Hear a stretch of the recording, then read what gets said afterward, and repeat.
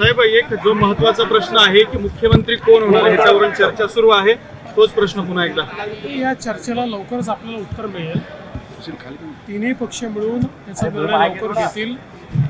आमचे जे श्रेष्ठी आहेत त्यांच्याशी चर्चा सगळ्यांची चाललेली आहे आणि लवकरच याचं उत्तर आपल्याला मिळेल. बरं, मुख्यमंत्री पदाची जशी चर्चा सुरू आहे तशी राज्यातल्या वेगवेगळ्या आमदारांना सुद्धा मंत्री होण्याची इच्छा निर्माण झालेली आहे, त्यांची सुद्धा उत्सुकता ताणली जाते.